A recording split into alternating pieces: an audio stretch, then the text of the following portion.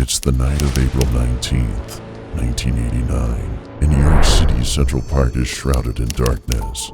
Tricia Mailey, a 28-year-old investment banker, sets out for a peaceful jog, unaware that this night would change her life and the lives of 5 young men forever. As she runs through the park, tragedy strikes. Tricia is brutally attacked, left for dead.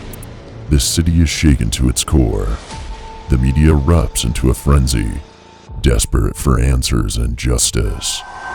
Amidst the chaos, 5 teenagers, Antron McKay, Kevin Richardson, Yusuf Salem, Raymond Santana, and Corey Wise are arrested. Their crime? Being in the wrong place at the wrong time, young and black or Latino. Their lives were torn apart as they endured years of imprisonment for a crime they did not commit.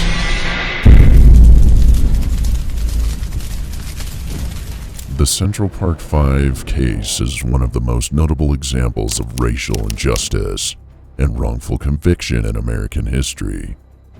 On the night of April 19th, 1989, the crime that would become a defining moment in New York City's history began with Tricia Mailey's routine jog through Central Park. As an avid runner and dedicated professional, Mailey often took the park in the evenings.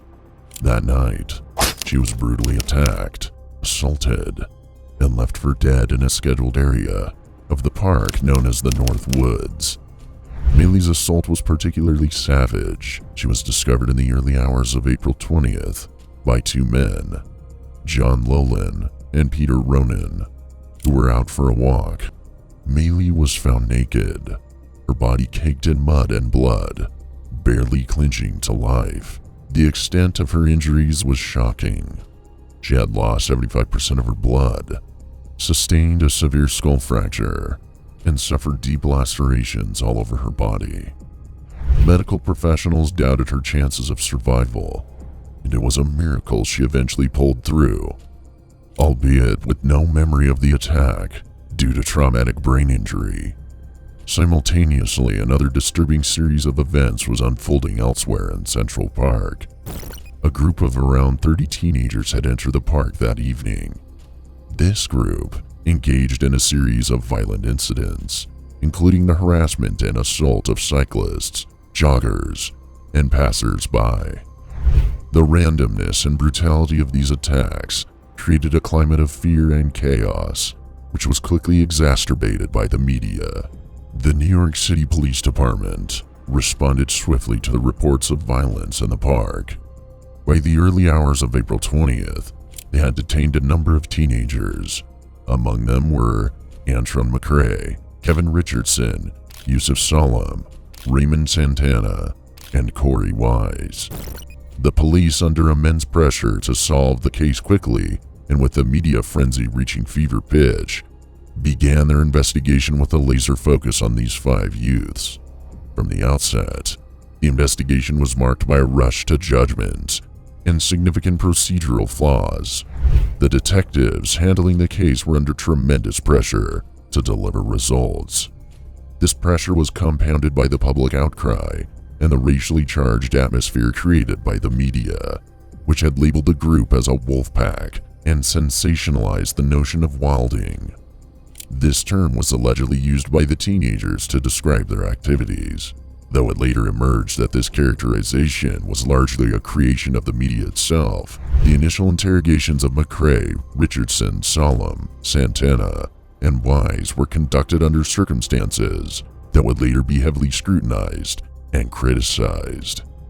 The boys, aged between 14 and 16, were subjected to lengthy and aggressive questioning without the presence of legal counsel or their guardians for much of the time. This violated standard legal protections for minors and raised serious ethical questions. Over the course of their interrogations, each of the boys provided confessions. These confessions were riddled with inconsistencies and factual inaccuracies. For instance, their accounts of the crime differed in significant ways, such as the location and manner of the attack. Moreover, none of the boys' statements aligned with the forensic evidence. No DNA or physical evidence linked them to the crime scene or to Maile herself. Despite these inconsistencies, the confessions were seen as a major breakthrough by the police and the media. The boys' videotaped confessions were widely publicized, creating a perception of guilt in the public eye. These confessions became the cornerstone of the prosecution's case. Despite their dubious nature and the lack of corroborative evidence, the broader context of the crime and the investigation reveals a city in turmoil. New York in the late 1980s was grappling with high crime rates, racial tensions, and a fraying social fabric. The brutal attack on Tricia Maile and the subsequent arrest of the 5 teenagers became a flashpoint for these broader issues. The case was seen not just as a horrific crime, but as a symbol of the city's struggles with urban violence and racial division. The media played a crucial role in shaping public perception of the case. Sensational headlines and inflammatory language fueled public fear and outrage. The image of the Central Park Five as a predatory wolf pack was seared into the public consciousness. This narrative was further amplified by high-profile figures, including then real estate mogul Donald Trump, who took out full-page ads in several New York City newspapers calling for the reinstatement of the death penalty. As the investigation progressed, it became clear that the police and prosecutors were committed to building a case against the 5 teenagers, despite the growing evidence of their innocence. This determination was influenced by the intense public and media pressure, as well as the broader social and political climate. The prosecution's case was largely built on the confessions, which were presented as irrefutable evidence of the boys' guilt. However, these confessions were obtained under highly questionable circumstances. The boys were subjected to hours of intense interrogation without proper legal representation. They were young, scared, and vulnerable, making them susceptible to coercion and manipulation. In addition to the confessions, the prosecution presented the testimonies of several witnesses who claimed to have seen the boys in the park on the night of the crime. However, these testimonies were often contradictory and lacked credibility. Despite the weak evidence, the boys were charged with multiple counts, including attempted murder and assault. The case against the Central Park Five would eventually unravel, but not before the boys were convicted and sentenced to lengthy prison terms. Their wrongful convictions highlighted serious flaws in the criminal justice system, including the dangers of coerced confessions, the influence of media on public perception and the legal process, and the impact of racial bias. In 2002, the case took a dramatic turn when Matias Reyes, a convicted serial rapist and murderer, confessed to the attack on Tricia Maile. DNA evidence confirmed his involvement, leading to the exoneration of McCrae, Richardson, Solomon, Santana, and Wise. The exoneration brought some measure of justice, but it also underscored the devastating impact of their wrongful convictions. The Central Park Five case remains a powerful reminder of the need for criminal justice reform. It highlights the importance of ensuring fair and just treatment for all individuals, regardless of race or socioeconomic status, and the critical role of media responsibility in reporting on criminal cases. The story of the Central Park Five is not just about a horrific crime and a miscarriage of justice, but also about the resilience and courage of 5 young men who fought to reclaim their lives and their dignity.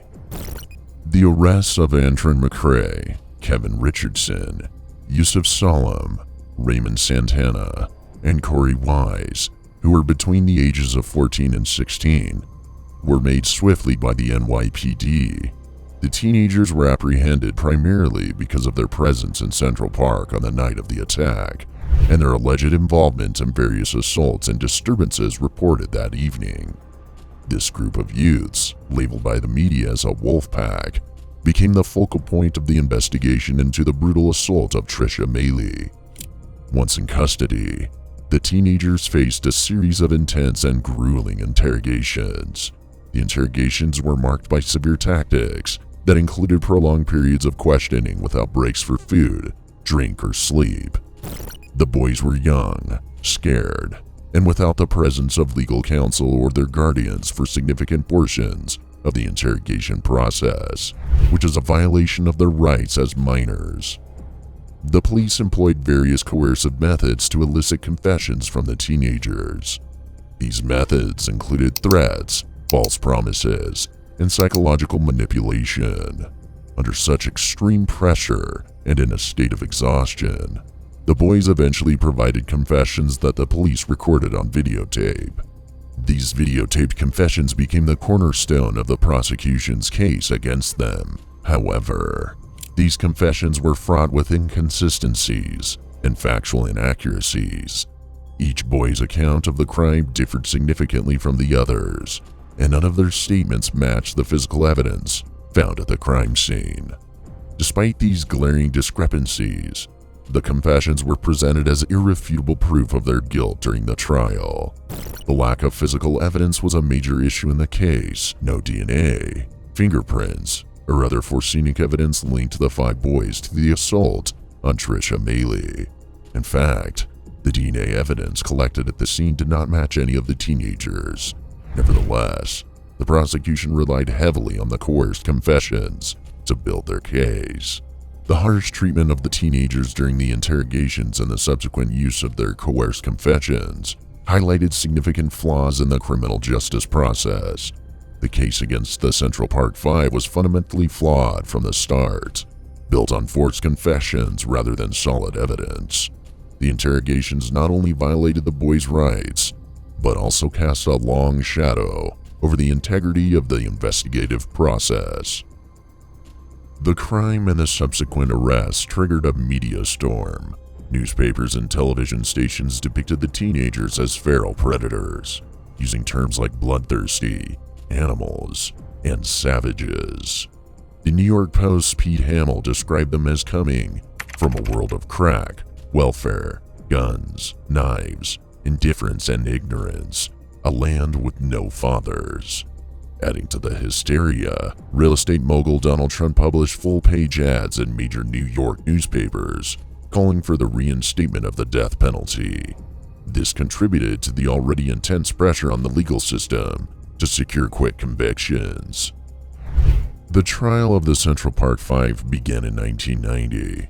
Despite significant issues with the prosecution's case, the confessions of Vantran McCray, Kevin Richardson, Yusuf Salem, Raymond Santana, and Corey Wise were fraught with inconsistencies and obtained under coercive conditions. Moreover, there was no physical evidence linking the boys to the crime scene or to Trisha Meili, the victim. Additionally, no eyewitnesses could place the teenagers at the site of the attack on Meili. Nonetheless, these confessions became the prosecution's main evidence. The trial was highly publicized and racially charged, with the media having already shaped public opinion against the accused. The prosecution focused on the videotaped confessions, portraying them as admissions of guilt despite their dubious origins. The defense attempted to highlight the inconsistencies in the confessions and the lack of physical evidence, but these arguments were overshadowed by the emotional and sensational nature of the case. In a series of trials, the 5 teenagers were found guilty of various charges. Vantran McCray, Yusuf Salem, and Raymond Santana were convicted of assault, robbery, and riot. Kevin Richardson was found guilty of attempted murder, assault, and robbery. Corey Wise, who was the oldest and tried as an adult, was convicted of sexual abuse, assault, and riot. The sentences varied. McCray, Salem, Santana, and Richardson received sentences ranging from 5 to 10 years, while Wise was sentenced to 6 to 15 years. The convictions were met with a mix of public satisfaction and controversy. Many believed justice had been served, while others, particularly within the Black and Latino communities, viewed the trial as a miscarriage of justice, driven by racial bias and a flawed legal process. The convictions and the manner in which they were obtained raised serious concerns about the integrity of the criminal justice system. Years later, the truth began to emerge. In 2002, Mateus Reyes, a convicted serial rapist and murderer, confessed to the attack on Trisha Meili. DNA evidence confirmed his involvement, leading to the exoneration of the Central Park Five. The boys, now men, had already served their sentences, but their wrongful convictions left lasting impacts on their lives. Their exoneration highlighted the severe consequences of coerced confessions and the critical need for reforms in the criminal justice system. In 2002, Mateus Reyes, a convicted serial rapist and BNYQ, confessed to the attack on Trisha Meili. His DNA matched evidence found at the crime scene, which had not been linked to any of the 5 teenagers. This new evidence led to the convictions being vacated on December 19, 2002. Following their exoneration, the Central Park Five filed a civil lawsuit against the city of New York, claiming malicious prosecution, racial discrimination, and emotional distress. The case dragged on for over a decade until the city finally settled in 2014 for $41 million. This settlement was seen as a partial acknowledgement of the grave injustices they suffered. Since their release, the 5 men have worked to rebuild their lives and have become prominent advocates for criminal justice reform. He lives in New Jersey with his wife and 2 daughters. He works as an advocate for criminal justice reform, sharing his story to highlight the systematic issues that led to his wrongful conviction. Resides in Georgia with his wife and 6 children. He has largely stayed out of the public eye, focusing on his family and personal life. Also lives in Georgia with his teenager daughter. In 2018, he founded Park Madison NYC, a clothing company, marking a significant step in his journey to rebuild his life. Remains in New York City and works as a public speaker and advocate for criminal justice reform. His story is particularly poignant as he served the longest sentence among the 5 due to his age at the time of the arrest. Lives in Georgia and is a father of 10 children. He has become a published poet and a public speaker, focusing on criminal justice reform and sharing his experience to drive change. The Central Park Five case has been widely covered in documentaries and dramatizations, most notably in Ken Bunn's documentary, The Central Park Five, and Ava DuVernay's Netflix miniseries, When They See Us. These works have played a crucial role in bringing their story to a broader audience and sustaining the conversation about the need for criminal justice reform. The Central Park Five case remains a stark reminder of the dangers of racial bias and rush to judgment within the legal system. The wrongful convictions and the subsequent exoneration of Richardson, McRae, Santana, Wise, and Solem highlight the importance of due process and the need for systematic reforms to prevent such injustices in the future. The resilience and advocacy continue to inspire efforts towards a more just and equitable legal system. Thank you for tuning in, and feel free to share your thoughts in the comments. Don't be a stranger, and follow us for more videos.